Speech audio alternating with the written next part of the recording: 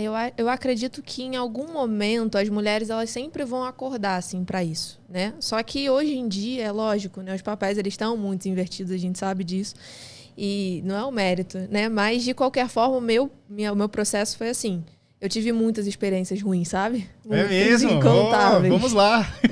Incontáveis. Senta que lá vem história. Então, desde quando eu comecei a me relacionar com pessoas, todas as experiências foram ruins, assim, sabe? Muitas. E aí, qual que foi o começo, assim? Eu nunca imaginei que eu fosse pra internet pra falar de relacionamento. Tanto que eu fiz 2 faculdades e, assim, nada tinha a ver com comportamento humano, com atração, antes de eu começar a estudar sobre isso, né? Sim. Então, eu comecei a estudar porque eu queria saber o que estava de errado comigo, porque eu tinha certeza que a minha repetição de padrão não era por causa das outras pessoas. Eu tinha certeza que a minha repetição de padrão era por causa de mim, certo? Porque se não fosse alguma responsabilidade minha, por que eu estava sempre repetindo os mesmos erros, né? Então, eu tive esse insight, assim, foi do dia pra noite, eu dormi, não sei se eu tive um sonho, o que aconteceu. Sei que no dia seguinte eu acordei, eu falei, cara, eu tenho que pesquisar um pouco mais sobre isso. Aí foi quando eu comecei a fazer uns cursos de comportamento humano, comecei a pesquisar sobre atração, comecei a pesquisar sobre relacionamento. E daí eu comecei a entender que, lógico, né, nesse processo tiveram vários erros. Uhum. Só que isso faz uns 6, 7 anos, mais ou menos, né? Você tá com quantos anos agora? Mal lhe pergunte. Tenho 23. 23, cara. Pô, nem parece, porque você tem uma experiência de, tipo, claro, você é muito estudo e tudo, a gente vai vivendo. E a nossa vida também, cara, ela pode... idade não importa. Tem gente com 30 anos que não viveu quase nada e outras que viveu mais experiências. Mas você realmente tem essa questão de você ter passado... Mas sabe o que eu achei interessante? Porque as experiências que você passou, pelo menos eu sinto isso, que você aprendeu com elas. Sim. Tem gente que não aprende. Tem gente que fica repetindo ali o mesmo erro, batendo cabeça. E talvez um ponto-chave que você tenha encontrado foi a questão da autorresponsabilidade. Peraí, eu só tô arrumando traste? Será que só tem traste no mundo ou eu tô atraindo isso daí? Não, Como é que foi esse ponto aí que você sacou? É muito engraçado. Assim, chega a ser cômico de um jeito ruim, né? Hoje em dia, as mulheres estão tem muito aquela crença limitante de que só existem homens que não prestam, né? Isso eu brigo todo dia no meu Instagram com elas. E os homens só existem essa crença também de que a mulher só tá comigo por interesse, né? Porque não sei o quê. O homem não tem nada na vida, mas a mulher tá com ele por interesse, entende? O cara saca o seguro-desemprego. Ela só quer meu seguro-desemprego. Não, meu amigo, acho que não.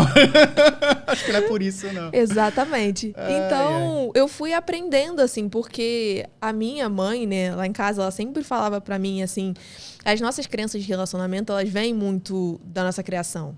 Né? Então, se você cresce com uma mãe ou com um pai que fala que homem não presta, ou que fala que mulher não presta, você vai crescer com essa crença, né?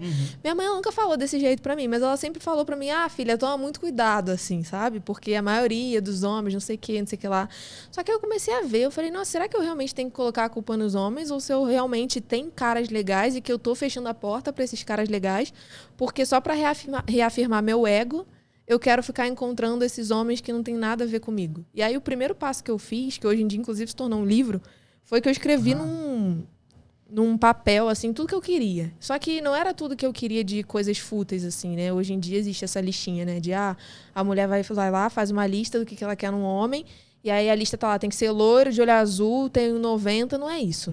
É que quando a gente faz essa lista é de princípios, propósitos e valores, né? Então, são coisas inegociáveis para você. Então, o que é inegociável para mim, que eu preciso que seja negociável para outra pessoa também? Então, é o seu pilar. É a Exatamente. tua base, né? Qual que é a tua base? E aí, eu fiz isso e aí eu comecei a fazer uma autoanálise, sabe?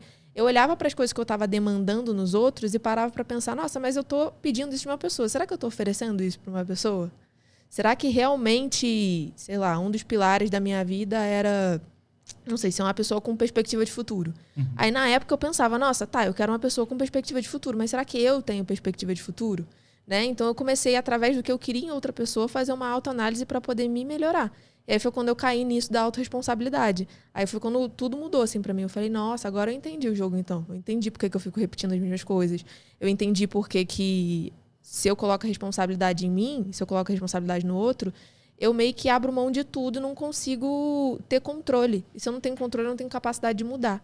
Caraca. Entende? E tem muito daquele negócio do tipo... você atrai aquilo que transmite. Eu não sei se isso pode ser uma verdade ou não. Eu acredito que sim. Porque eu, por exemplo, eu tive 8 namoradas. A minha 8ª virou minha esposa. Tô com ela há 4 anos. E dos 20 aos 30, por exemplo, eu acho que eu namorei 9 anos. Eu fiquei só 1 ano solteiro, né? Então eu tava sempre namorando, mas eram namoros que acabavam tendo problemas e tudo, não deu certo. Uhum.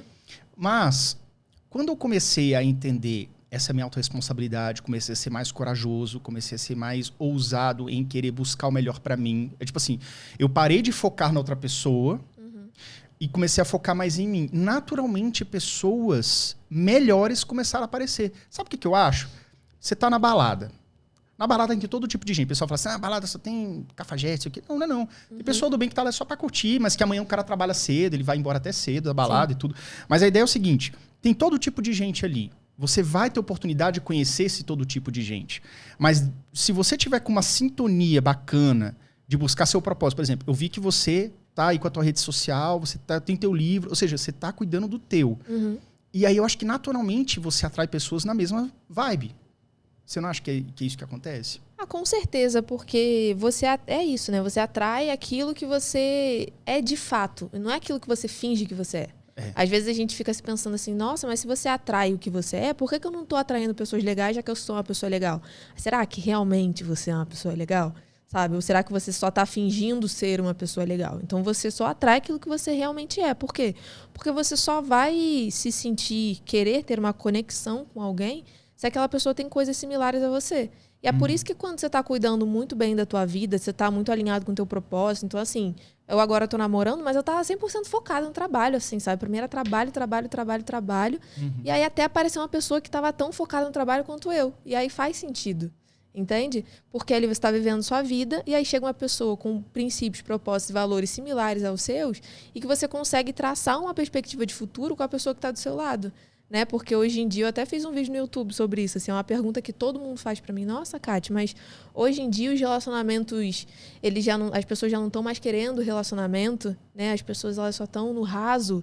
E se você, por alguma razão, acha que as pessoas só estão no raso, é porque os lugares que você frequenta, as pessoas que você convive, realmente só querem isso. Mas se você está convivendo nesse ambiente, é porque para você faz algum sentido estar ali. E se a partir desse momento você reconhece que não faz mais, então você tem que mudar de tudo, assim. Porque eu abri mão de muita coisa, né?